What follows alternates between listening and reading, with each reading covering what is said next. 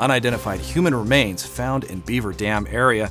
A Canadian national is charged with child rape in Washington County, and your weekend weather forecast with highs, lows, and everything you need to know for the days ahead. You're watching St. George News at 5, brought to you by our studio sponsor, We Win Injury Law.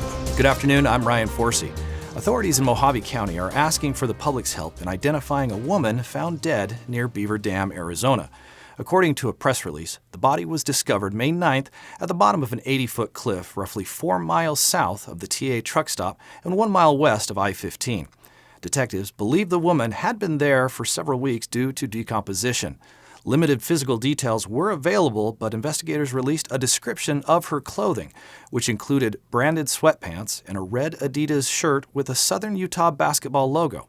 Anyone with information is being asked to call the Mojave County Sheriff's Office at 928-753-2141 and reference case number 25-016678. A Canadian national accused of sexually abusing a child in St. George over a decade ago will remain in jail without bail. 44-year-old Justin Lenu appeared in 5th District Court on Monday for a preliminary hearing where a judge found enough evidence to proceed to trial on multiple felony charges, including rape, sodomy, and aggravated sexual abuse of a child. Prosecutors said Lenu fled to Canada in 2015, sparking a years-long international effort to extradite him. Judge Ryan Christensen cited the nature of the charges and Lenu's risk of flight in denying his release. A status hearing is set for July 8th. Now let's take a look at your weekend weather forecast brought to you by Casablanca Resort and Casino. Currently, it's 85 degrees in St. George with a low tonight of 61. Saturday brings a high of 84 and a low of 58 with cloudy skies and increasing winds.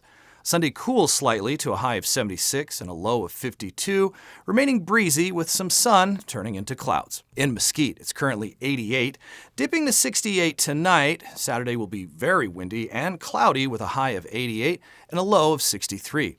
Sunday sees a high of 83 and a low of 59 with mostly cloudy skies and afternoon breeze. Cedar City is at 69 now, and with tonight's low at 50, Saturday's forecast is cloudy with strong winds reaching a pleasant high of 70 degrees and a low of 42.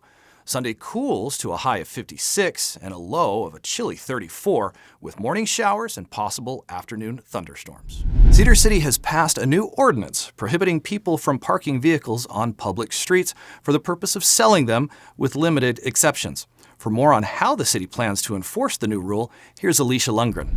Cedar City approved a new ordinance prohibiting people from parking their vehicles on public roads if their primary intent is to sell. While the ban took effect immediately, the Cedar City Police Department plans to issue warnings to violators through Memorial Day, as Sergeant Kirk Lovell explains. We're going to start with the soft enforcement, more just to let the public know what we'll be doing, and then time that'll be enforced, which will include citations and towing, which we would rather just educate the public. There are some exceptions to the ordinance. For instance, individuals can park on public streets in front of residences they own or are visiting if the road speed limit is 25 miles per hour or less. Thanks, Alicia. St. George Regional Hospital has expanded its hyperbaric oxygen therapy program, adding 2 new single-person chambers to meet growing patient demand. Here's Leah Call for more on how the treatment is helping patients recover from complex conditions. St. George Regional Hospital is enhancing its hyperbaric oxygen therapy services to meet growing community healthcare needs. The expansion includes 2 new single-person chambers and increased capacity to treat a wide range of medical conditions. Hyperbaric oxygen therapy allows oxygen molecules to penetrate tissues that might otherwise have limited blood flow or healing potential. Treatment applications extend beyond emergency scenarios, covering conditions such as chronic bone infections, radiation-induced tissue damage, and non-healing wounds. The therapy's ability to deliver oxygen to compromised tissues makes it a versatile medical intervention. The facility is one of only 3 hyperbaric centers in Utah capable of handling emergency treatments, and hospital faculty told St. George News that patients seeking the therapy should ensure they receive treatment from accredited facilities. Read the full story online. Footage courtesy of Intermountain Health. Thank you for watching St. George News at 5. To learn more about our studio sponsor, We Win Injury Law, go to wewininjurylaw.com. I'm Ryan Forsey with St. George News, your #1 source for local news. This has been St. George News at 5, brought to you by We Win Injury Law.